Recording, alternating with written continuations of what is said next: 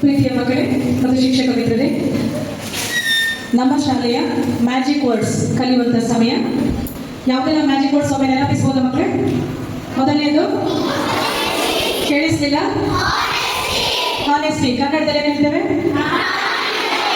ಎರಡನೇ magic words ಏನು? Truth. ಕನ್ನಡದಲ್ಲಿ ಏನು ಹೇಳ್ತೇವೆ? ಮೂರನೇ ಮ್ಯಾಜಿಕ್ ವರ್ಡ್ ಯಾವುದು? ಥ್ಯಾಂಕ್ ಯು ಅಥವಾ ಗ್ರಾಟಿಟ್ಯೂಡ್. ಕನ್ನಡದಲ್ಲಿ ಧನ್ಯವಾದ. ಈ ಮೂರು ಮ್ಯಾಜಿಕ್ ವರ್ಡ್ಸ್ಗೆ ಸಂಬಂಧಿಸಿದ ನೀತಿ ಕಥೆಯನ್ನು ಈಗ ಹೇಳುವಂಥ ಸಮಯ. ಇವತ್ತಿನ ಕತೆ ನಮ್ಮ ಸ್ವಾತಿ ಮಿಸ್ ಇವರ ಜೊತೆ. ಬೆಳಗಿನ ಶುಭೋದಯ. ಇವತ್ತಿನ ಕಥಾ ಸಮಯ ನಮ್ಮ ಮ್ಯಾಜಿಕಲ್ ವರ್ಡ್ಸ್ ಅನ್ನು ಕಲಿಯುವ ಸಮಯ. ಕಥೆಯ ಹೆಸರು ಕಲ್ಲು ಹೊತ್ತ ಬಾಲಕ. ಒಂದು ದಿನ ಗುರುಗಳು ತರಗತಿಯಲ್ಲಿರುವ ವಿದ್ಯಾರ್ಥಿಗಳನ್ನು ಕರೆದು ಅವರಿಗೆ ಒಂದು ಚೀಲ ಮತ್ತು ಸ್ವಲ್ಪ ಕಲ್ಲುಗಳನ್ನು ಕೊಟ್ಟು ಹೀಗೆ ಎನ್ನುತ್ತಾರೆ: ಮಕ್ಕಳೇ, ಪ್ರತಿದಿನ ತರಗತಿಯಲ್ಲಿ ನೀವೇನಾದರೂ ಒಂದು ಸುಳ್ಳು ಹೇಳಿದರೆ ಒಂದು ಕಲ್ಲನ್ನು ತೆಗೆದು ಈ ಚೀಲದಲ್ಲಿ ಹಾಕಬೇಕು ಎಂದು.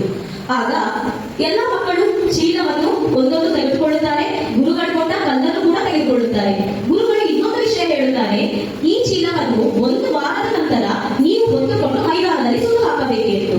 ಮಕ್ಕಳಿಗೆಲ್ಲ ಖುಷಿ ಆಗುತ್ತೆ. ಅದನ್ನು ಆಟದಂತೆ ತಗೊಳ್ತಾರೆ. ಏನ್ ಮಾಡ್ತಾರೆ? ಸುಳ್ಳು ಹೇಳ್ತಾರೆ, ಒಂದು ಕಲ್ಲನ್ನು ಚೀಲಕ್ಕೆ ಹಾಕ್ತಾರೆ. ಇನ್ನೊಂದು ಸುಳ್ಳು ಹೇಳ್ತಾರೆ, ಕಲ್ಲನ್ನು ಚೀಲಕ್ಕೆ ಹಾಕ್ತಾರೆ. ಕೆಲವು ವಿದ್ಯಾರ್ಥಿಗಳ ಚೀಲ ಒಂದೇ ದಿನದಲ್ಲಿ ತುಂಬಿ ಹೋಗುತ್ತೆ. ಆದ್ರೆ ರವಿ ಅನ್ನೋ ಹುಡುಗ ಏನ್ ಮಾಡ್ತಾನೆ? ಸ್ವಲ್ಪ ಮುತುವರ್ಜಿಯಿಂದ ಆಲೋಚಿಸ್ತಾನೆ. ನಾನೇನಾದ್ರೂ ಒಂದು ಸುಳ್ಳು ಹೇಳಿದ್ರು ಕೂಡ ಒಂದು ಕಲ್ಲನ್ನು ತೆಗೆದು ಈ ಚೀಲಕ್ಕೆ ಹಾಕಬೇಕು.